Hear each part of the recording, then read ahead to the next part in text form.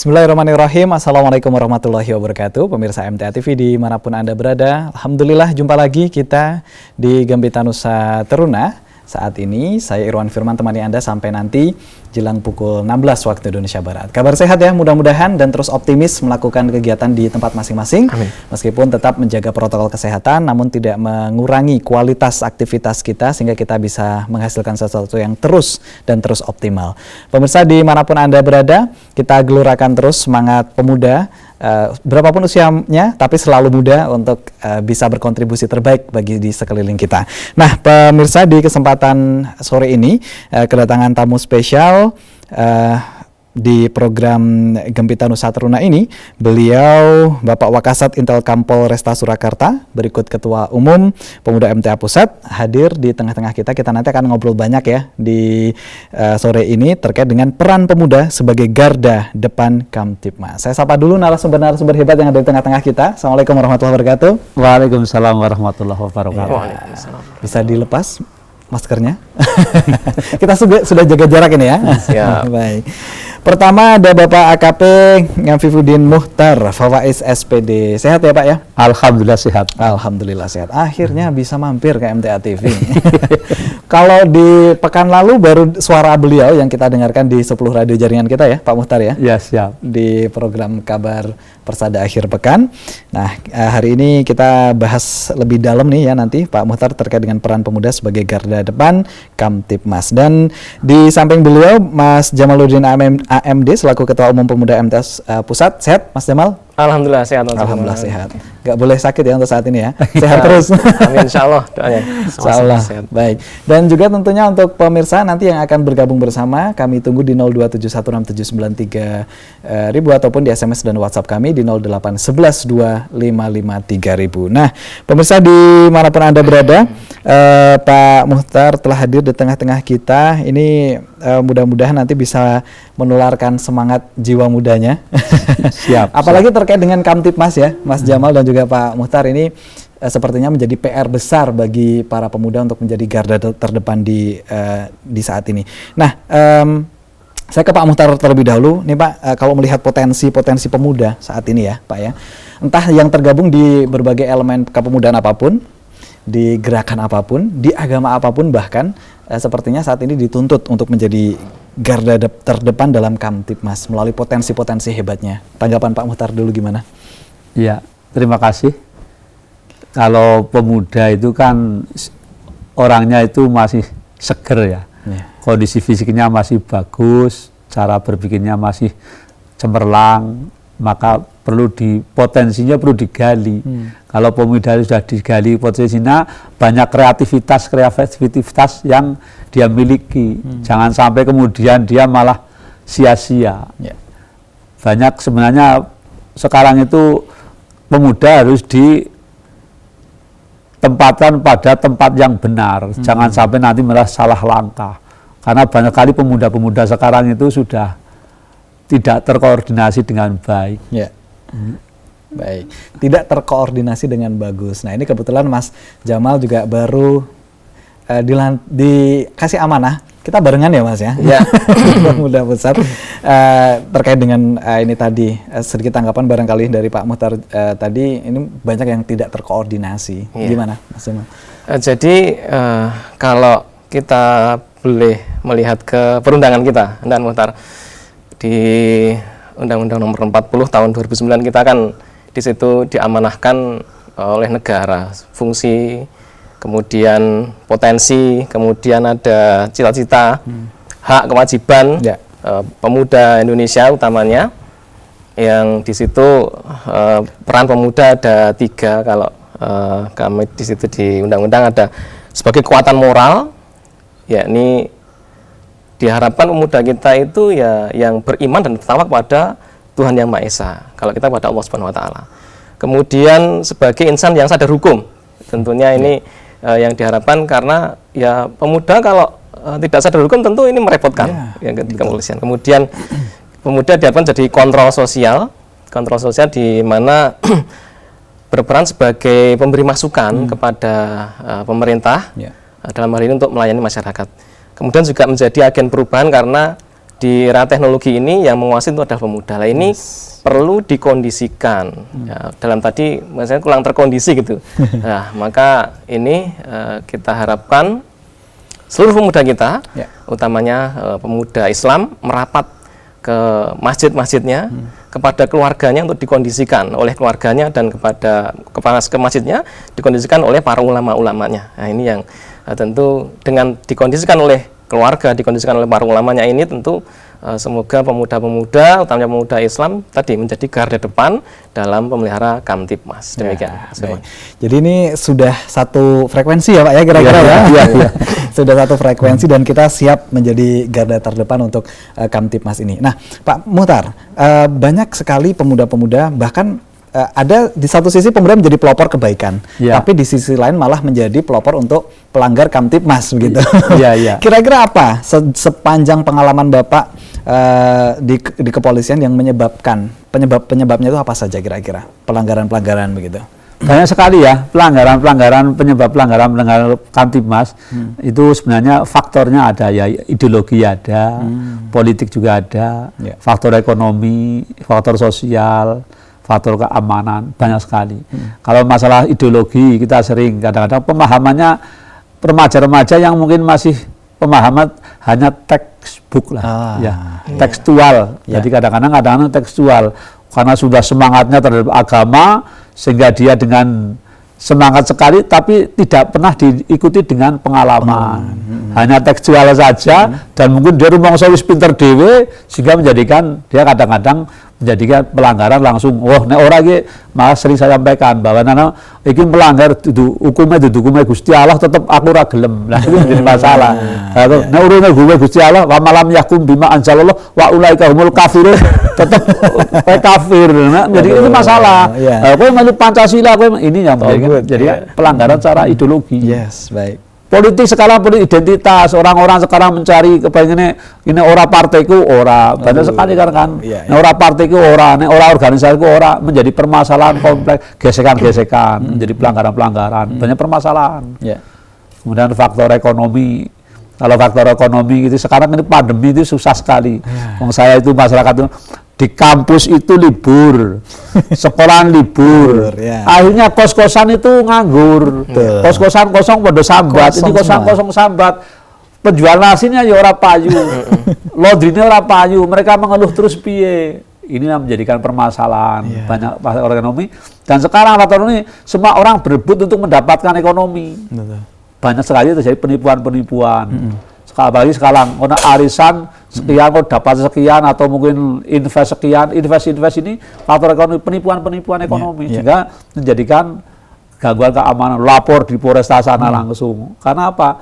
Faktor ekonomi. KB kepengen mendapatkan, aku kepengen untung banyak tapi ternyata dihapusi kan gitu ya. Sekarang terjadi kan banyak gitu. Kemudian faktor sosial. Karena masalah sosial itu budaya malu sing kurang.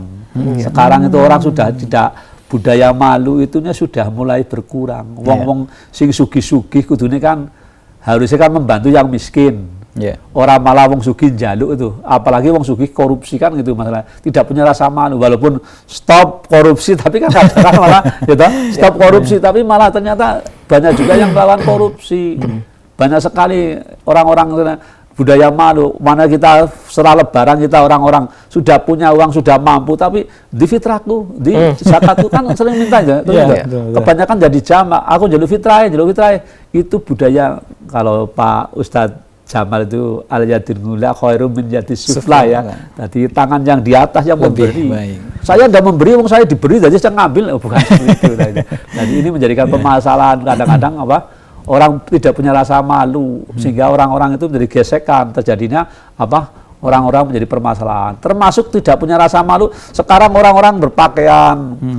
Kita sebagai seorang muslim, bagi muslimah itu kan pakainya berhijab dengan baju yang syar'i. Tapi sekarang ibu-ibu kalau senam pakai baju yang semok tuh ya. Semok itu seksi dan montok.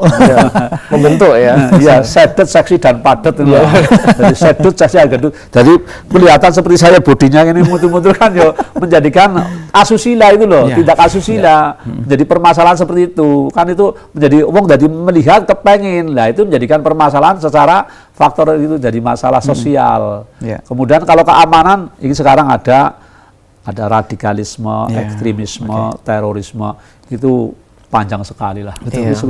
Itu sekitar. Baik.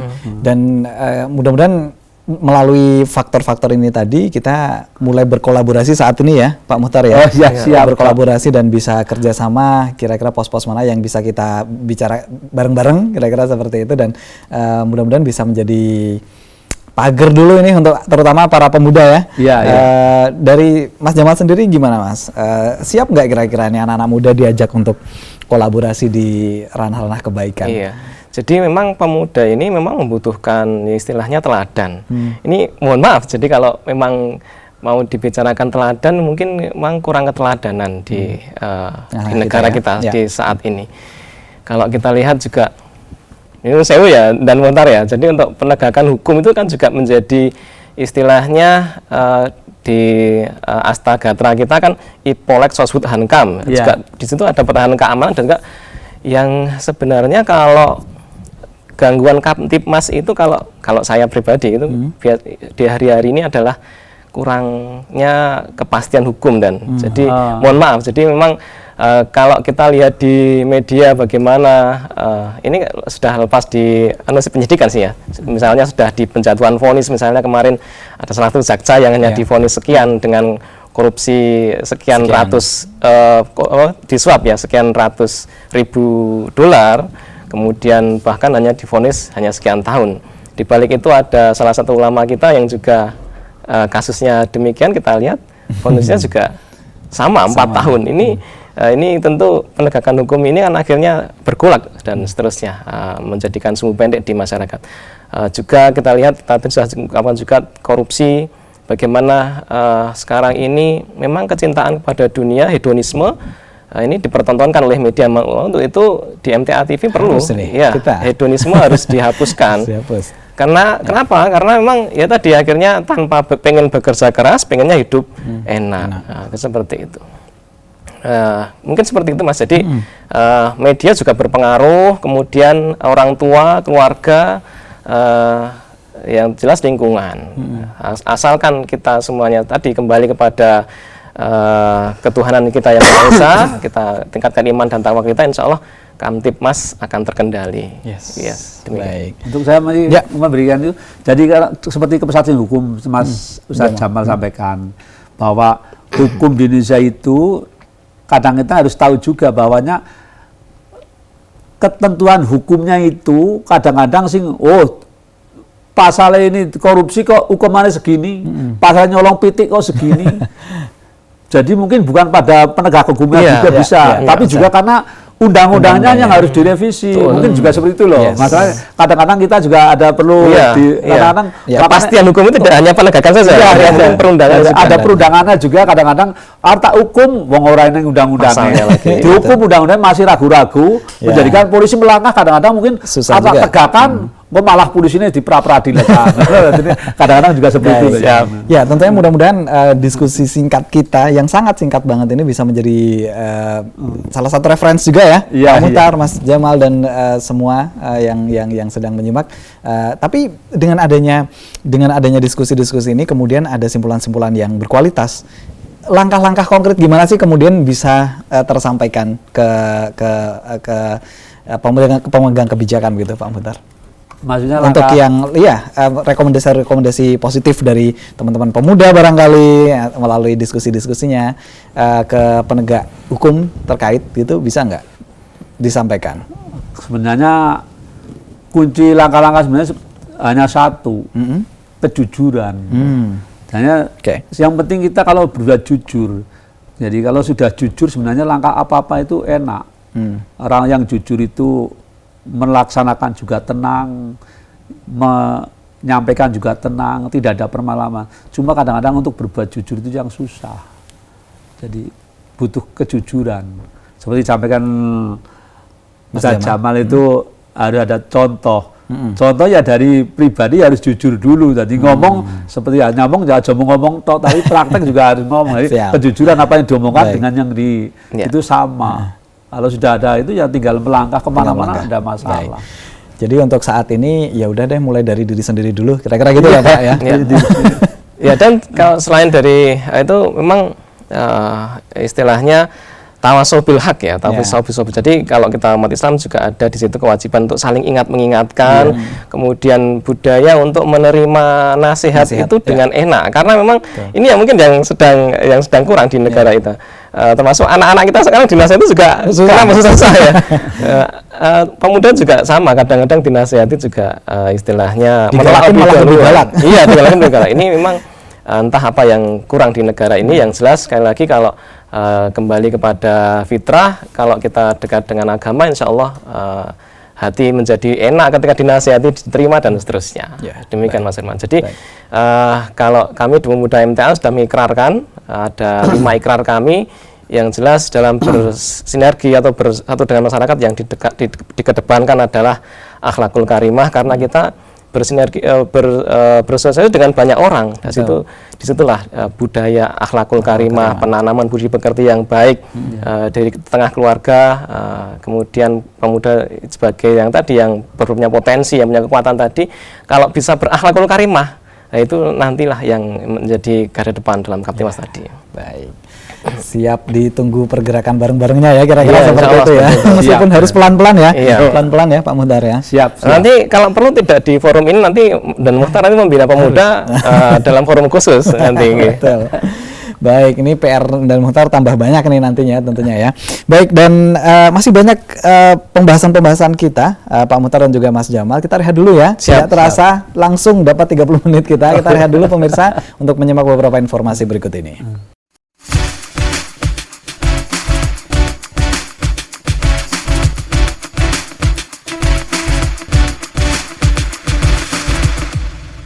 Baik pemirsa, dimanapun Anda berada, kita lanjutkan lagi Gempita Nusa Teruna, dan tentunya kita masih bersama Dan Muhtar dari Polres Surakarta dan juga Mas Jamaluddin AMD selaku Ketua Umum Pemuda MTA Pusat untuk saat ini, dan kita masih berkutat mengenai Kamtipmas ya, dan hal ini tentunya sangat linear sekali dengan generasi muda yang tentunya siap memberikan jiwa raga dan juga energi terbaiknya untuk menjaga ketertiban di masyarakat. Nah, Dan Muhtar, ada sebagian yang memang tergerak untuk membuat kondisi yang tertib dalam masyarakat. Tapi ada juga ada atau tidak sesuai pengalaman Dan Muhtar, mereka betul-betul terorganisasi juga, tapi malah tidak sebaliknya, jadi malah membuat kerusuhan gitu. Ada nggak, Dan? Satu sisi ada yang ayo kita perbaikan, tapi di sisi lain malah sebaliknya begitu. Sebenarnya pada prinsipnya kabeh itu ingin berbuat baik. Cuma caranya itu kadang-kadang beda. Makanya kadang-kadang cara itu menentukan tujuan. Ya seperti dengan syariah kan itu ya Ustaz ya. Jadi cara itu yang diperlukan, bukan pada tujuannya. Tujuannya walaupun kita mau pergi haji, penting tujuannya haji, bukan tujuannya tapi caranya. Terus banyak sekali orang-orang itu kan, kalau contohkan kalau aku tak pasang cap jika ngono nembus iso lunga kaji.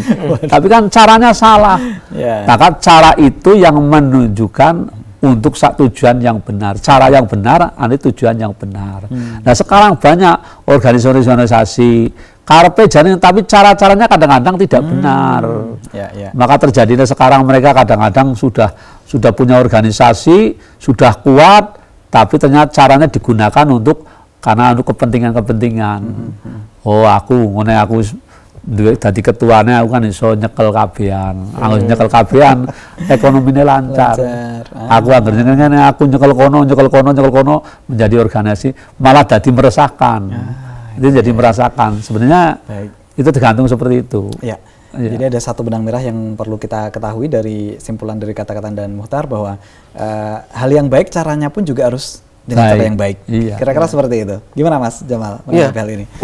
Jadi bahkan niatnya juga harus baik juga. Jadi pemikiran, perkataan, perbuatan, betul, pramuka. tiga-tiganya. Ya.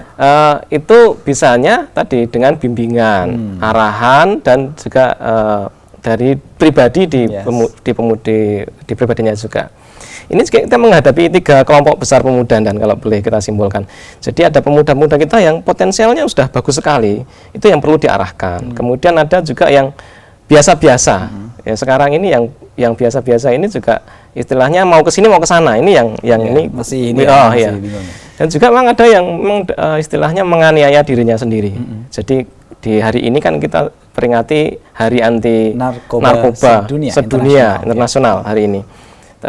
Kebetulan kami di rumah sakit tadi juga ada podcast, pengisinya dokter jiwa tadi mengatakan Indonesia sudah darurat narkoba di angka 4 juta kita itu pengguna narkoba. Dan kalau misalnya 60% pemuda berapa itu berapa juta itu misalnya, karena kan pemuda kan di angka 60 di bonus demografi kita itu, dan 700.000 di antara adalah pengguna aktif. Lah ini perlu dibuat langkah ya, sinergi yang tadi melibatkan semua pihak, artinya semua saling rangkul, baik itu pemuda sendiri, baik itu tokoh masyarakat, tokoh agama, kepolisian, pemerintah, semuanya harus bersinergi. Oke. Baik, nah, dan Muhtar, apa kira-kira rekomendasi yang bisa diberikan kepada seluruh generasi muda agar ndalan bahasa Jawanya, atau stay on the right track begitu ya, untuk mencapai Kamtipnas yang ideal gitu? Ya seperti sampaikan depan tadi, memang kuncinya tadi ada kejujuran dulu. Karena kejujuran, orang yang jujur itu kalau ada lampu traffic light, walaupun tidak ada polisi, dia tetap berhenti dulu lah. Katolah-tolah orang yang polisi ini bablas, itu ora jujur. Termasuk dodolan dagang, dodolan sing tuku ora weruh timbangannya ya tetap harus imbang. Tetap harus berat pada barangnya, jangan pada timbangannya. Jadi ini kadang-kadang harus kejujuran ini yang harus ditanamkan, maka tidak jadi pelanggaran, termasuk banyak sekali pelanggaran, tapi juga harus diikuti dengan rasa kasih sayang, rasa cinta, rasa kasih sayang. Kehidupan itu sekarang itu rasa kasih sayangnya sudah mulai kayak luntur, menjadikan tidak intoleransi karo wong. Beda saya sampaikan ya, wis beda ya ora iso, ndak sepaham. Wong MTA ya aku ora iso. Bukan seperti itu, karena itu beda. Maka keberbedaan ini harusnya kita harus menerima, harus cinta. Kalau cinta itu diibaratkan kasih sayang gitu ya, kasih sayang. Kalau ibu masak itu dengan kasih sayang, anaknya itu merasakan nikmat. Betul. Tapi kalau masak kok tidak ada yang tuku sing masak wonge cemberut, ngedoli legone larang, maka dirasakan sudah tidak enak karena tidak ada kasih sayang. Jadi sebenarnya konsepnya harus dengan jujur, cinta dan kasih sayang. Itu sekarang harus dikembangkan menjadikan suatu sing membudaya. Baik. Tapi dan Muhtar sendiri masih merasakan nggak, dan masih ada nilai-nilai yang masih tertanam di masing-masing generasi muda untuk adanya persatuan dan kebersamaan? Sebenarnya mereka semuanya kepinginnya bersatu, tapi cuma kadang-kadang kebersatuan itu ada kepentingan-kepentingan. Jadi ini yang menjadi masalah, kan punya kepentingan-kepentingan dimanfaatkan. Orang bersatu senang, di sana kelompok bersatu, di sana bersatu. Kalau semua bersatu-satu, mari kita adakan suatu organisasi, maka dikoordinasikan. Organisasi ini dengan organisasi, dan itu ada pendampingan ya, ada pendampingan, ada langsung pengarahan, tidak dilepas begitu saja. Kalau sudah dilepas, mereka mari langsung kelompok sana dengan kelompok sini menjadi perbedaan, menjadi gesekan. Sebenarnya kalau itu ya harus pendampingan. Sebenarnya mereka senang berorganisasi, apalagi orang Solo, senangnya berkumpul, senang wedangan kumpul organisasi, gawe WhatsApp grup, wedangan, nongkrong nang kono grup nongkrongan. Ini sebenarnya sudah dari dulu Solo itu sudah guyub rukun enak, sejuk. Siap. Mudah-mudahan di forum ini adalah sebenarnya forum kali kedua, dan ini baru tayang 2 episode program ini. Dan mudah-mudahan suatu saat kita bareng-bareng pemuda MTA, pemuda Muhammadiyah, kemudian teman-teman pemuda NU bisa ngobrol bareng di sini. Bagus itu. Bahkan teman-teman dari pergerakan-pergerakan lain, kenapa tidak? Karena kita sesama anak bangsa, kira-kira. Iya, betul. Sip itu. Ya, gimana Mas Jamal tanggapannya? Iya, baik. Memang tadi kalau sekali lagi kalau Kamtipmas itu kan mulainya dari diri yang baik tadi. Diri yang baik tadi dimulai dari hati yang baik. Mengobati hati bisanya ya dengan agama seperti itu. Mudahnya simpelnya seperti dikatakan dan Muhtar tadi, mulai dengan kalau hatinya baik pasti keluar mulutnya juga baik, jujur. Ya. Nah, itu dia. Dengan kejujuran ini kalau dikatakan dalam hadis kan alaikum bisidqi fa inna sidqa yahdi ilal bir. Jadi kalau kejujuran itu muaranya adalah kebaikan, wal innal birra yahdi ilal jannah. Jadi kalau sudah baik pasti muaranya ke surga. Jadi memang hati, kepikiran, perbuatan, nah itu semuanya konteksnya lewat agama. Oleh karena itu sekali lagi kalau mengacu ke Pancasila, sila pertama Tuhan Yang Maha Esa itu sebenarnya bukan masalah bukan masalah toleransi saja. Tapi ketuhanan Yang Maha Esa itu adalah bagaimana imtak dan itu ya, iman dan takwa itu diwujudkan dalam kehidupan. Bagaimana tidak melanggar apa yang dilarang oleh Allah meskipun tidak ada orang. Ya, bagaimana melaksanakan apa yang dikerjakan, apa yang diperintahkan oleh Allah meskipun juga tidak ada yang menyaksikan. Itu yang dimulainya adalah hati. Demikian. Ya, baik. Mudah-mudahan ya terwujud nanti kolaborasi. Kenapa tidak diawali dari program yang cuma 1 jam. Misalnya kita tidak ketemu dengan syariat, kita ketemu di Pancasila. Pancasila kita yang menyatukan bangsa ini. Ya, kalau tidak ketemu di Pancasila kita sesama warga dunia ya. Iya. Apa perlu kita didatangkan warga luar bumi untuk kita bisa bersatu? Nggak mungkin juga ya.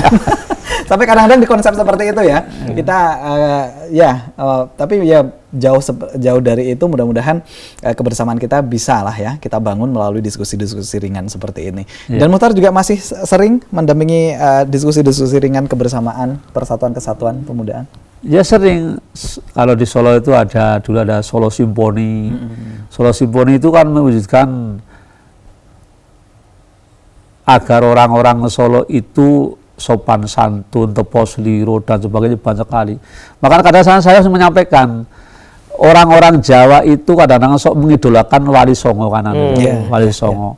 Ada suatu contoh bahwa dari Sunan Kudus itu menyampaikan Asto Sanghiko Margo, 8 jalan kebenaran. Ya itu seperti yang tadi, 8 jalan kebenaran. Asto Sanghiko Margo, di sana itu ada tempat wudhu itu 8 pancuran.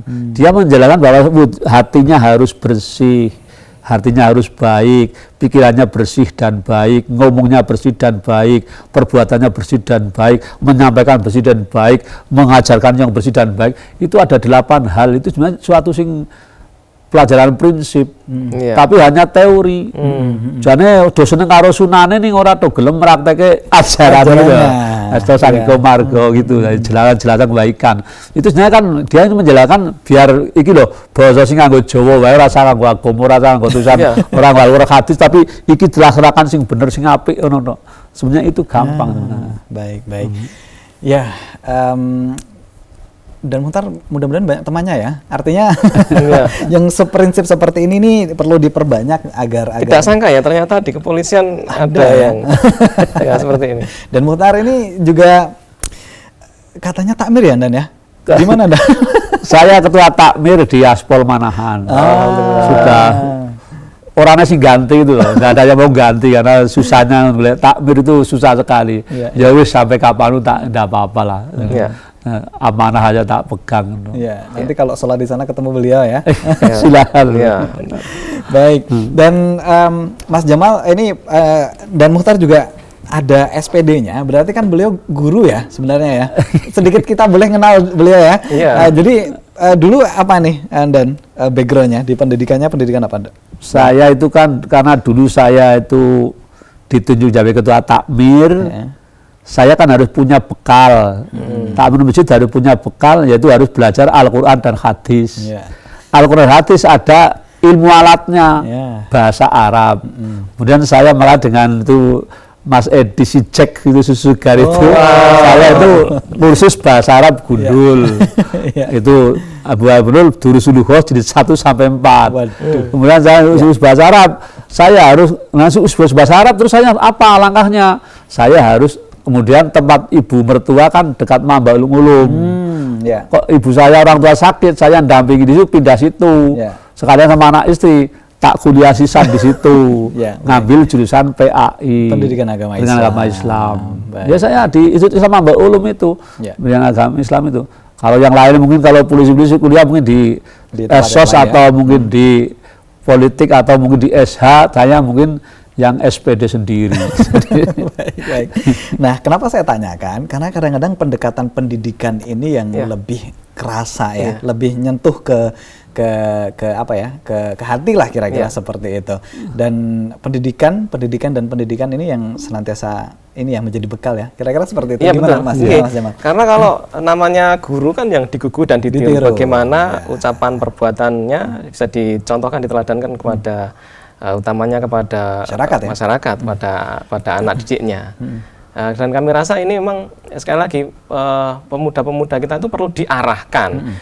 Ya, mengarahkannya ini oleh terutama yang pertama adalah keluarga. Nah ini parenting ini juga ilmu, kadang-kadang ilmu mahal ini. Ini yang tidak dimiliki oleh banyak orang tua. Kadang-kadang anak itu tidak perlu dikeras. Tadi dicontohkan oleh Dan Muhtar bagaimana kalau memang kasih sayang sebenarnya. Kadang-kadang anak itu dipukul malah tambah melawan. Masyarakat juga sama. Masyarakat dipukul tambah melawan. Kadang-kadang tapi masyarakat dirangkul, dikasih bantuan dan seterusnya itu malah lebih mengena. Kira-kira demikian ini memang kalau pengen dunia alaikum bil ilm, kalau pengen dunia ya dengan ilmu, ya makanya dengan belajar tadi. Ya, kayak yang ditempuh dan tadi bagus sekali, malah ambil ilmunya adalah ilmu pendidikan agama. ini penting. Jadi sekali lagi Mas Firman mungkin sekali lagi kita perlu puasai yang namanya parenting cara Rasulullah, bahkan kalau perlu seperti itu. Bagaimana mendidik anak-anak kita dengan penuh kasih sayang. Kalau tidak mereka akan dikasih sayang oleh budaya yang lain. Ya, ini yang kita takutkan kan budaya-budaya sesat yang welcome ke mereka. Betul. Kami pernah mendapatkan kasus misalnya ada anak itu apa istilahnya usulannya jarang diterima. Tetapi ada organisasi tanpa bentuk sekarang ini yang beberapa waktu lalu marak kan organisasi tanpa bentuk ya. Istilahnya ya teroris begitu. Usulan-usulan dia itu memang betul-betul diterima diapresiasi oleh mereka, dan anak-anak muda ini begitu usulannya diapresiasi merasa diterima lah, itu yang sarana mereka masuk mempengaruhi anak-anak muda kita. Kira-kira demikian. Betul. Itu kan. Karena salah satu teori kebutuhan itu kan apresiasi dari lingkungannya. Iya, pemuda kita butuh apresiasi. Betul. Nah, terakhir ini kenapa cepat banget ya waktunya ya? Jadi tinggal beberapa menit saja. Dari Dan Muhtar barangkali, Dan, banyak saudara-saudara kita atau anak-anak muda yang sekarang yang energinya masih pol, semangatnya masih pol, pikirannya masih fresh, tetapi tidak tersalurkan ke tempat yang tepat, begitu. Kira-kira gimana solusi dari Dan Muhtar? Ya pentingnya ini ya tapi sampaikan sebenarnya kalau apa yang diinginkan untuk jalurkan itu dengan cara dihaluan, menggunakan haluan, bukan ditempuh. Haluan itu jadi apa kesenangannya, apa kesukaannya, passionnya apa? Iya, jangan sampai dia ditempuk. Jadi biar dia bagaimana dialirkan seperti air mengalir. Potensi ya. Nanti pada saat lain mungkin saya sampaikan bagaimana cara bergaul dengan saya itu bergaul dengan kelompok-kelompok preman, kelompok-kelompok yang PSK, bagaimana bergaul. Ada kiat-kiatnya. Trik-trik itu bagaimana cara amar ma'ruf nahi mungkar. Jadi tidak hanya teori tapi praktek langsung. Itu nanti ada. Termasuk bagaimana para mendidik. Contoh kalau anak saya itu dia laki-laki semua. Tapi kemudian dia sukanya menari. Saya kan agak takut. Nanti kalau saya jadi lebih saya kan jadi tidak enak. Tapi saya arahkan, nari saya senang sekali. Tapi kamu tarinya laki-laki coba kamu alihkan ke taekwondo. Saya arah gitu. Saya taekwondo, kemudian dialihkan ke sana. Taekwondo, kalau taekwondo kamu jangan hanya untuk teknik saja, kamu harus bertempur, fight, pertempuran dengan Kalimantan, dengan Papua. Langsung akhirnya dia menarinya sekarang jadi dengan gentle. Nah, ini mengarahkannya tidak langsung, dia merasa senang. Jadi tapi jangan ya, tidak ada neglected. Tidak ada neglected. Jadi mereka langsung ternyata sekarang puas. Kepengen, terus saya langkahmu setelah lulus sekolah mau apa gitu? Aku pengen jadi polisi Pak. Loh, jadi polisi. Kayak kan jadi polisi kesel nyambut gawe itu larang. Saya larang itu. Mana dia kepengen jadi polisi. Aduh, terus piye lakae? Lah lakae ya yang kepengen ya kamu kudu ini, kamu harus fisikmu dimainkan, otakmu disiapkan, mentalmu disiapkan, harus kerja keras. Ya saya hanya menjalankan aja toh, langkahnya seperti itu toh. Jadi jangan sampai keinginannya kemudian buntu. Tapi kalau buntu nanti dia pasti marah pada saya. Betul. Makanya dihalukan. Ikuti air mengalir. Makanya saya itu dalam bentuk kadang-kadang saya jadilah seperti air yang mengalir dari mata air mengalir. Mata air yang mengalir itu keluar itu di tempat yang kotor pun akan tersingkir yang kotor, tapi bening terus. Maka di mana tempat yang kotor pun kamu harus jernih. Di tempat manapun kamu harus jernih. Jangan terpaut oleh arus. Wah. Itu motonya saya begitu. Last quotes ya untuk hari ini dari Dan Muhtar. Dari Mas Jamal terakhir, apa ini yang dipesankan ke seluruh generasi muda yang sedang menyimak? Ya, jadi utamanya kami menyuruhkan pada diri kami pribadi. Pada diri kami pribadi dan seluruh pemuda, utamanya pemuda Islam, utamanya pemuda Majelis Tafsir Al-Quran, kembalilah kita kepada keluarga kita, kembali kita kepada masjid-masjid kita, karena disitulah nanti muaranya kebaikan.